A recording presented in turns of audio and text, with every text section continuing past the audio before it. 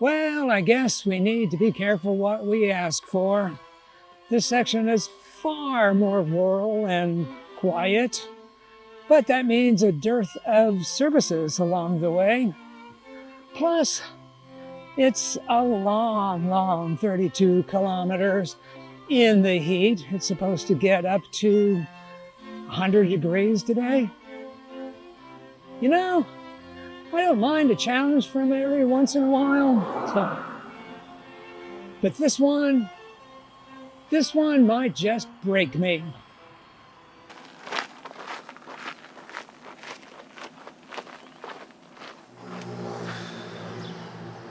"6 a.m. and we're leaving Azumbuja early because we want to get some solid miles in before the heat hits. It was 95 yesterday, and we have 11 kilometers before the first place we can get food. Now, in context, that isn't too far, maybe 2.5, 3 hours of walking, but we want to be prepared, so we have filled our packs with gobs of water and food, and we should be okay. But it's a 21 kilometer, or not 21, 31 kilometer hike. That's a hair less than 20 miles. I'm not looking forward to this. Thankfully, the Camino runs right in front of our hotel. Our first steps out of town are assured to be navigationally correct. I'm more worried right now about the distance today. The last time I hiked 30 kilometers or more in a day was, maybe 30 years ago? To my knowledge, Gloria has never gone that far. What are our bodies capable of? Especially considering this is the first of 4 consecutive 30-kilometer days. What did I say yesterday? I feel like I've conditioned myself for this kind of punishment. Cocky words indeed.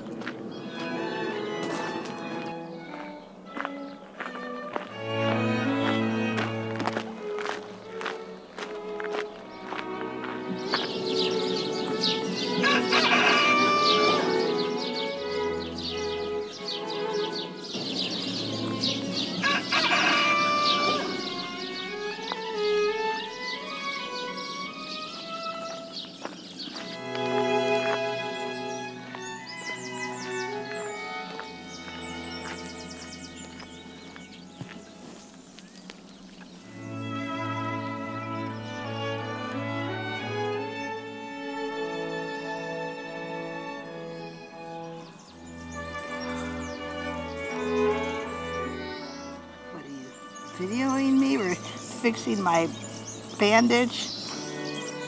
So what was I saying? May as well have a Coke and keep hydrated, huh? And it didn't blow up. How about that?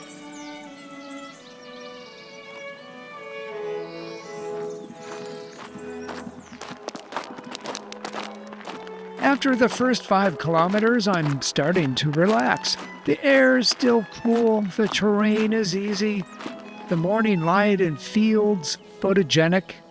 I can't imagine the day being as difficult as I thought it would be.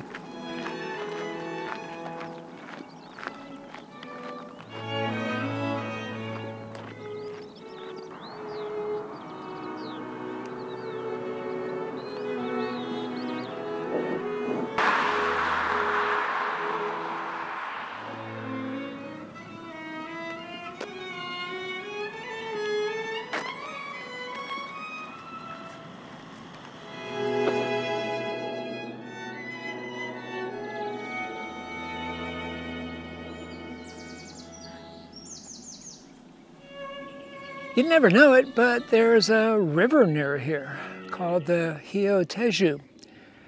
The reason you can't see it is there's a high flood barrier in the way.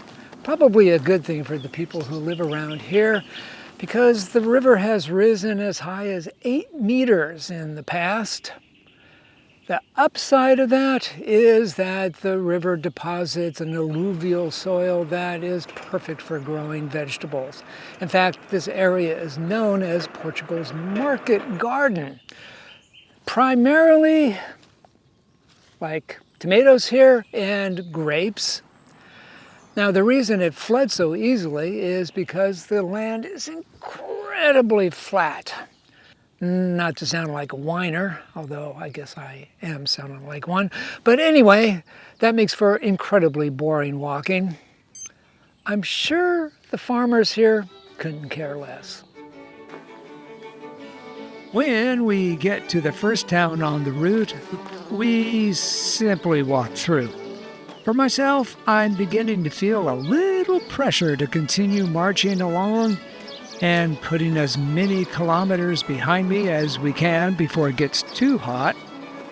I'm not so speedy that I don't appreciate the unique architecture here and how we're walking along the top of a flood barrier. But first in both our lives.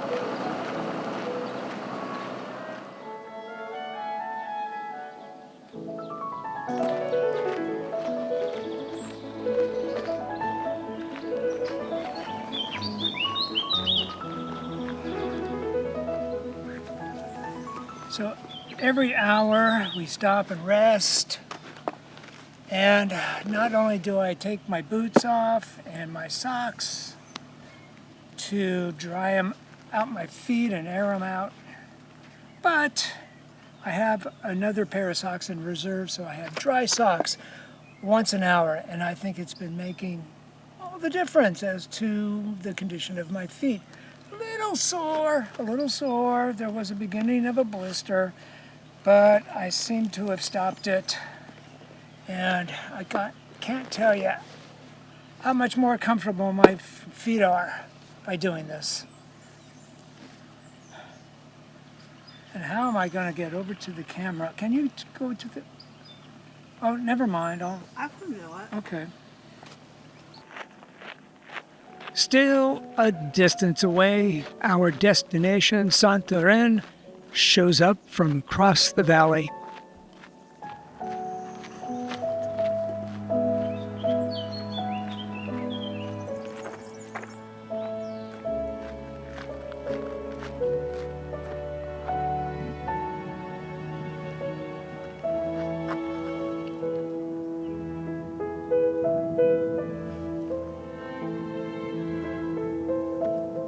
By the way, in Portugal, caca doesn't necessarily mean, well, you know. It's actually a hunting group, the members known as caçadores.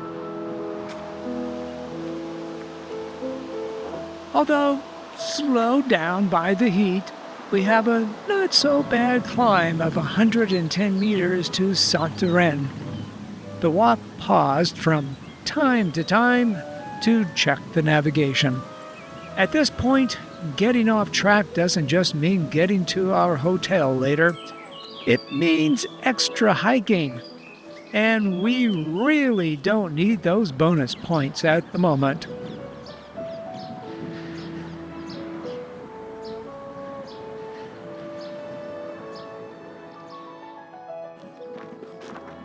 The hike didn't break me, despite the distance and heat.